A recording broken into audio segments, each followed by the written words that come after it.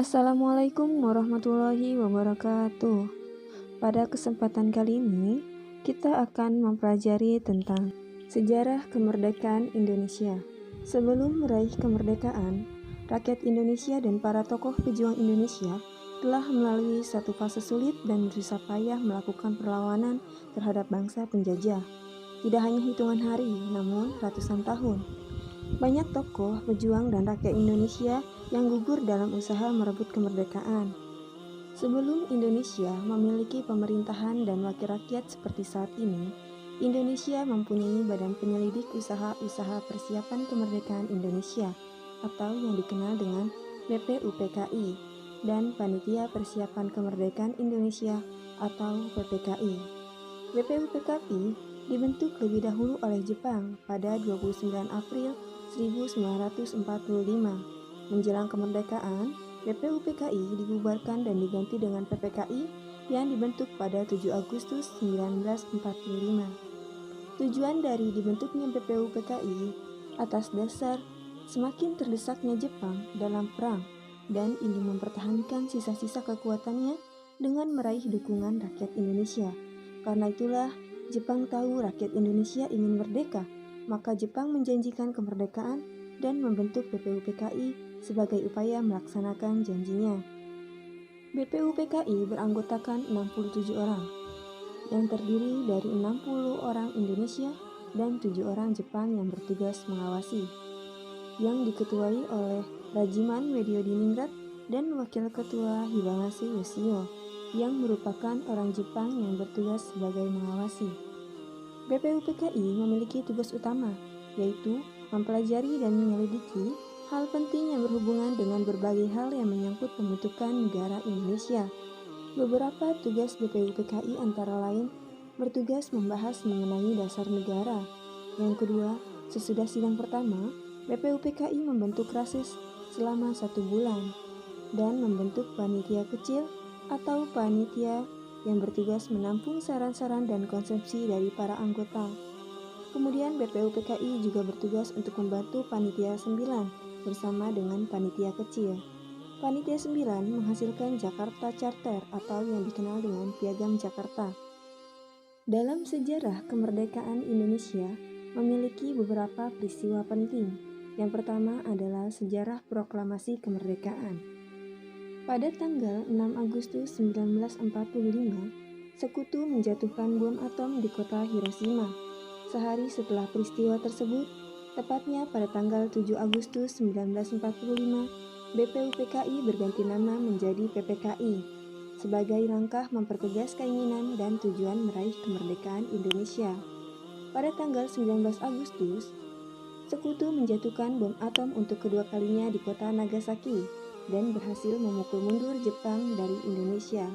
Jepang menyerah kepada Sekutu secara resmi pada tanggal 14 Agustus 1945, dan hal ini dimanfaatkan oleh para tokoh pejuang Indonesia untuk segera memproklamasikan kemerdekaannya.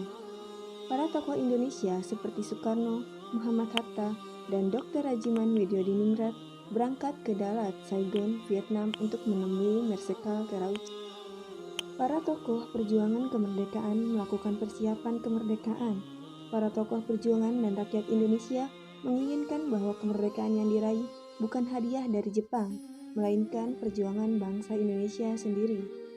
Kemudian terjadilah peristiwa Rengas Dengklok pada tanggal 16 Agustus 1945. Insinyur Soekarno dan Muhammad Hatta beserta Fatmawati dan Guntur atau putra Soekarno dibawa ke Rengas Dengklok untuk menghadiri segala macam bentuk bujukan Jepang yang dapat mempengaruhi keyakinan Soekarno-Hatta dan menggagalkan terlaksananya proklamasi kemerdekaan.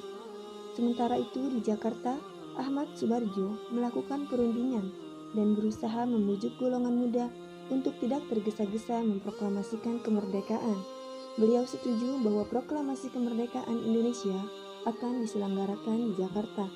Yang ketiga adalah peristiwa perumusan naskah proklamasi kemerdekaan. Perundingan mengenai naskah teks proklamasi kemerdekaan Indonesia dilaksanakan di rumah Laksamana Maeda pada tanggal 16 Agustus 1945 malam hari. Penyusunan teks proklamasi dilakukan oleh Soekarno, Muhammad Hatta, Ahmad Subarjo, dan disaksikan oleh golongan muda, yaitu Soekarni, B.M. Dia, Sudiro, dan Sayuti Malik. Setelah selesai merumuskan teks proklamasi dan disepakati oleh para tokoh yang hadir, naskah diketik oleh Sayuti Malik dan ditandatangani oleh Soekarno dan Hatta atas nama bangsa Indonesia.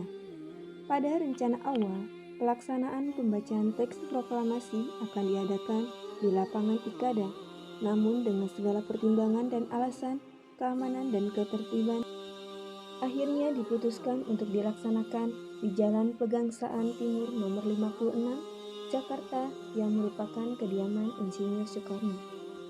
Yang keempat adalah pembacaan teks proklamasi kemerdekaan Indonesia. Dalam menyusun naskah proklamasi yang dilakukan oleh tokoh-tokoh golongan tua dan muda berlangsung mulai pukul 2 pagi sampai 4 dan dilaksanakan di ruang makan kediaman Laksamana Maeda. Susunan teks proklamasi ditulis tangan oleh Insinyur Soekarno yang kemudian diketik oleh salah satu tokoh yang hadir dalam perundingan, yaitu Sayuti Malik. Pembacaan teks proklamasi kemerdekaan Indonesia diselenggarakan pada tanggal 17 Agustus 1945 di rumah Insinyur Soekarno pada pukul 10 pagi. Acara dimulai dengan pembacaan teks dan disambung dengan pidato oleh Insinyur Soekarno serta sambutan dari Suwiryo dan Dr. Muwardi yang pada saat itu menjabat sebagai wali kota.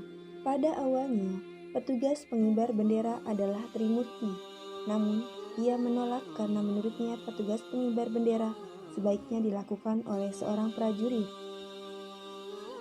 Pengibaran bendera akhirnya diputuskan untuk dilakukan oleh Latif Haidaraningrat dan Suhur. Bendera Sangsaka Merah Putih dijahit tangan oleh Fatmawati, istri Soekarno. Pengibaran bendera diiringi lagu Indonesia Raya sebagai lagu kebangsaan Indonesia. Hingga saat ini, bendera jahitan Fatmawati masih disimpan di Museum Tugu Monas sebagai bukti sejarah kemerdekaan Indonesia.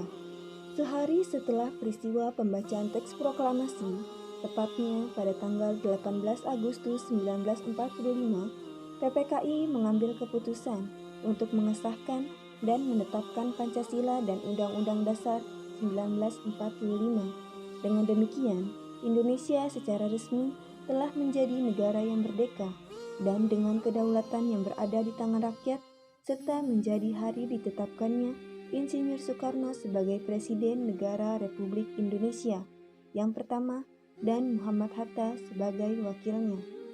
Demikianlah peristiwa sejarah kemerdekaan Republik Indonesia. Semoga kita dapat mengambil hikmah, yaitu dengan mencintai negara kita, negara Republik Indonesia. Wassalamualaikum warahmatullahi wabarakatuh.